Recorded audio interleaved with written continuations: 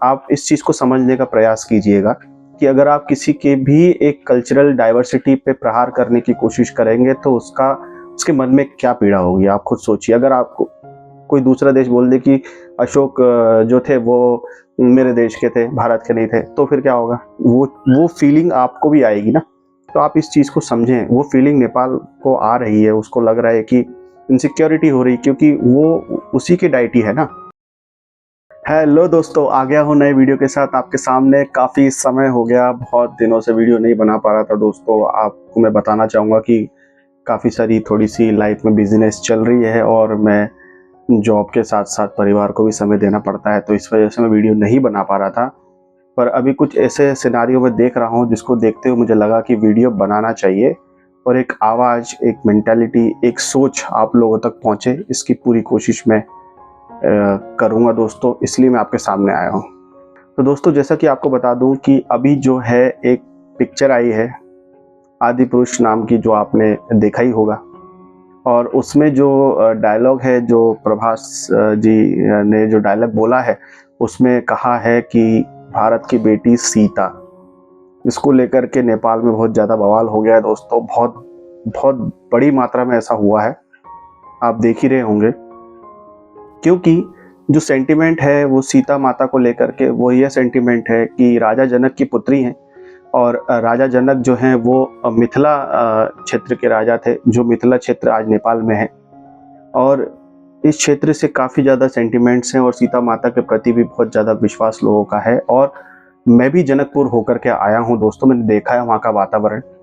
तो अपने आप में ही एक बहुत वहाँ पे जो डिवोशन है माता सीता के प्रति, और उसमें जो नेशनल आइडेंटिटी है नेपाल की, वो कहीं ना कहीं ऐसा उनको, जो नेपाल के जो लोग हैं, जो आप कह सकते हैं कि जो राष्ट्रवाद को लेकर के बहुत ज़्यादा समर्पित हैं, उनका यह सोचना है कि ये एक प्रकार का जो विचार को लेकर के जो भारत और नेपाल के बीच में जो आप कह सकते हैं कि जो बिग बॉस एटीट्यूड है भारत का, वो कहीं ना कहीं झलकता है। इसी को लेकर के जो बलेन शाह जी ने अपने आदेश पारित किए, और आदेश के अनुसार यह कहा गया कि जितनी भी मूवीज़ हैं, जहाँ पे भी ये आदि पुरुष लगनी चाहिए थी मूवी, वो वहाँ पे नहीं लगेगी और उन्हें हटा दिया जाए।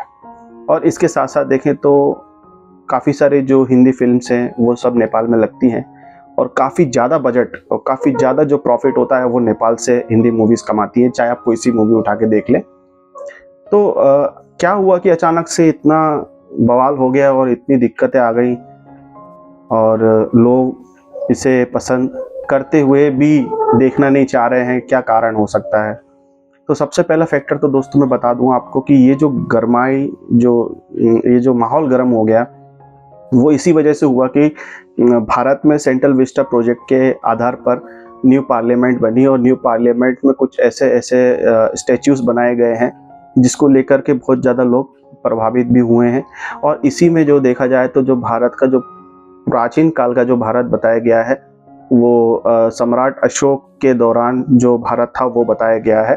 क्योंकि अगर आप मैप देखें तो आपको थोड़ा समझ में आएगा, और उस मैप में जो लुम्बिनी क्षेत्र है वो भारत के अधीन बताया गया है। तो यह कहाँ तक सही है, तो इसको लेकर के मैं आपको एक छोटी सी वाक्य बता देता हूँ दोस्तों कि अशोक के समय अशोक जो थे वो, उनका पूरा आधिपत्य नहीं था, वो टैक्स कलेक्ट करते थे, उन संरक्षण देते थे लुम्बिनी को।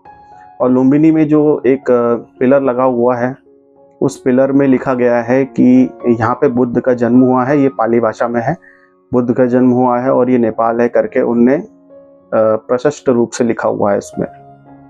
और वो खुद सर्टिफाई करते हैं कि ये जो क्षेत्र है वो नेपाल है। और इसके जो साक्ष्य है, इससे पहले अगर आप पीछे चले जाएं, नेपाल को देखें, नेपाल की स्थिति क्या थी प्राचीन काल में, तो अलेक्जेंडर का आक्रमण भारत में हुआ था।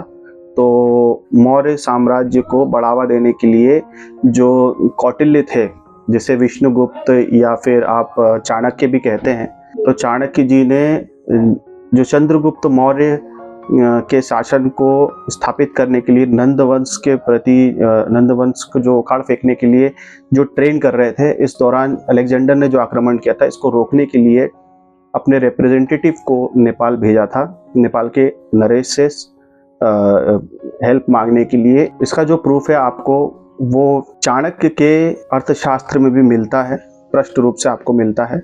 तो यह कह देना कि प्राचीन काल में नेपाल नहीं था, ये गलत है। और जो मेंटेलिटी से लोग चल रहे हैं, जो शासक वर्ग हैं भारत के, इनको समझना चाहिए। एक हम्बल रिक्वेस्ट है कि अगर हम बहुत बड़े हैं, बहुत अच्छे विशाल राष्ट्र हैं, तो एक छोटे राष्ट्र की गरिमा पे प्रहार नहीं करना चाहिए, जहाँ तक एक सिटीजन के रूप में मैं सोचता हूँ। तो जो लोग ऐसी भ्रांतियाँ फैला रहे हैं, इन लोग से बच के रहें।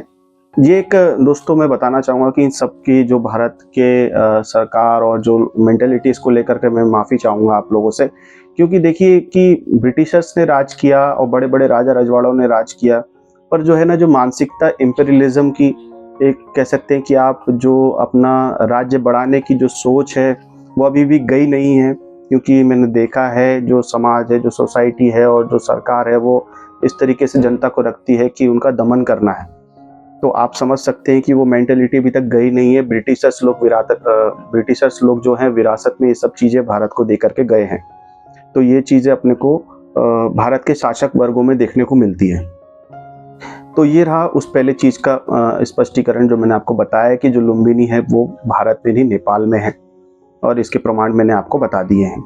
अब इसी को लेकर के बलेन शाह जी ने फिर इसके काउंटर आप कह सकते हैं कि जो कल्चरल डिप्लोमेसी का नाम कोई दे रहा है कि उन्होंने कहा कुछ नहीं, खैर उन्होंने अपनी तरफ से अपने कार्यालय में ग्रेटर नेपाल का नक्शा लगा दिया।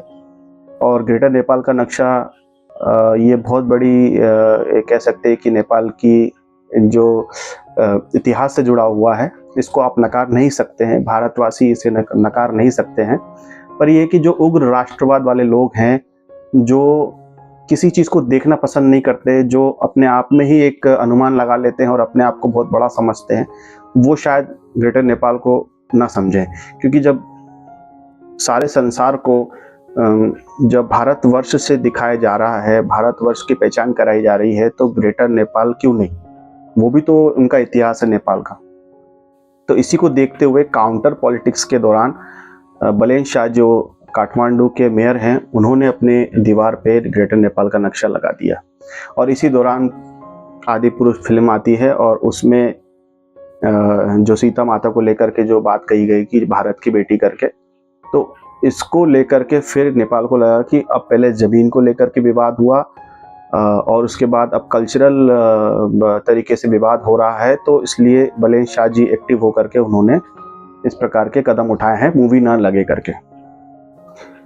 तो आप दोस्तों, अब भारत के जितने भी लोग जो देख रहे हैं, मुझे देख रहे हैं दोस्तों, आप इस चीज़ को समझने का प्रयास कीजिएगा कि अगर आप किसी के भी एक कल्चरल डाइवर्सिटी पे प्रहार करने की कोशिश करेंगे, तो उसके मन में क्या पीड़ा होगी, आप खुद सोचिए। अगर आपको कोई दूसरा देश बोल दे कि अशोक जो थे वो मेरे देश के थे, भारत के नहीं थे, तो फिर क्या होगा? वो फीलिंग आपको भी आएगी ना।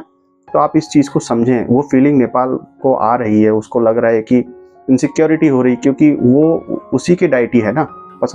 सीता माता को तो सभी पूजते हैं, रामायण के बहुत बड़े पात्र हैं और इनको सब पूछते हैं, पर इनका जो कनेक्शन नेपाल से बहुत ज़्यादा है। और आप सोच सकते हैं कि वो जो इमोशनल लेवल है उससे जुड़ा हुआ, वो कितना बड़ा होगा। तो आप समझिए इस चीज़ को, मेरे भारत के नागरिक लोग और नेपाल के जो लोग हैं, नेपाल के जो सिटीजन हैं, वो अपने भाई मित्र हैं और इनके प्रति गलत कटुता ना लाएं मन में। क्योंकि देखिए, ये किसी की धरोहर को अगर आप अपना कह देंगे तो उनको बुरा तो लगेगा, स्वाभाविक सी बात है। तो इसी को लेकर के आदिपुरुष की मूवी चले करके टी सीरीज ने फिर माफीनामा लेटर के रूप में एक लेटर भेजा है। अगर आप उसको पढ़े तो लगता नहीं है कि माफी मांगी गई है, क्योंकि जो भाषा है, जो शैली है, जिस तरीके से वो कहा गया है, ऐसा लगता है कि जैसे किसी को ज्ञापन देना अपनी तरफ से, और उसमें एक इमोशंस की कमी लग रही है। तो अब देखते हैं कि बलेन शाह जी क्या करते हैं और इस बारे में क्या होता है। और ग्रेटर नेपाल के संबंध में दोस्तों बहुत अच्छा विश्लेषण वीडियो में बनाऊंगा, और हमारी पूरी कोशिश रही है कि जो भारत और नेपाल में जो सबसे बड़े इश्यूज़ हैं, वो है बॉर्डर इश्यूज़, वो सॉल्व हो जाने चाहिए। कि अगर जिस दिन ही बॉर्डर इश्यूज सॉल्व हो गए, मुझे लगता है कि आधी से ज़्यादा प्रॉब्लम सब खत्म हो जाएगी। बस ये कि बॉर्डर इशू सॉल्व होना चाहिए। आप देख लें, काला पानी, ग्रेटर नेपाल, कई सारी चीज़ें हैं, और इस प्रकार की जो चीज़ें होती है तो नेपाल को ऐसा फील होता है कि उसके ऊपर उसके सोवर्जिनिटी पे एक प्रकार से हस्तक्षेप है। अब कोई भी भारत का ही व्यक्ति नहीं चाहेगा कि उसके देश पे हस्तक्षेप हो, इसी प्रकार से नेपाल के मन में भी ऐसा नहीं होना चाहिए। तो मैं भारत की तरफ, भारत की जनता से भी यही अपील करना चाहूँगा कि इन सब बातों को तूल ना दें। ये सब भटकाने वाली बातें हैं और दोनों देशों के बीच में लड़ाई करवाने वाली बातें। सेम चीज़ मैं नेपाल की जनता के लिए भी यही कहना चाहूँगा, आप लोग इन सब चीज़ों पर ध्यान ना दें। और आपको क्या लगता है कि ये जो मूवी का जो मुद्दा है वो क्या उग्र राष्ट्रवाद का नतीजा है, कि नेपाल और भारत के सही में ऐसे इश्यूज हैं जो धरातल स्थिति में सॉल्व होने चाहिए? आपको क्या लगता है दोस्तों, आप क्या सोचते हैं? ये एक छोटा सा विश्लेषण आपके सामने मैंने रखा। आप लोग जो भी कहना चाहते हैं नीचे कमेंट में ज़रूर लिख करके मुझे बताइएगा दोस्तों। और कोई भी चीज़ अगर मैं मिस कर गया हूँ तो मुझे ज़रूर बता दीजिएगा, तो अपन उसको अगली बार बता देंगे अच्छे से। और मैं बात करूंगा आपसे ग्रेटर नेपाल के मुद्दे को लेकर के और भारतवर्ष के मुद्दे को लेकर के भी। कई सारे मैंने वीडियोस पहले बनाए हुए हैं, तो आप चाहें तो चेक कर सकते हैं। और बस दोस्तों, कोशिश यही बनी रहती है। दोस्तों जुड़े रहिएगा, नए वीडियो आते रहेंगे। मैं यहीं हूँ, मैं कहीं गया नहीं हूँ। बस आप लोगों से निवेदन करना चाहूँगा कि मेरे साथ जुड़े रहिएगा। अपन बहुत अच्छे अच्छे वीडियोस और बनाएंगे। बस थोड़ी सी दिक्कत है, समय की कमी होने के कारण मैं आप लोगों को समय नहीं दे पा रहा हूँ, पर आप लोगों के सामने मैं आया हूँ। तो आप लोगों से निवेदन है कि इस वीडियो को ज़्यादा से ज़्यादा लोगों तक जरूर शेयर कर दीजिएगा। और अगर आप मेरे चैनल पर नए हैं तो प्लीज़ सब्सक्राइब करके बेल आइकन पर क्लिक करना ना भूलिएगा दोस्तों। फिर मिलूंगा इस प्रकार के वीडियो के साथ, तब तक के लिए नमस्कार।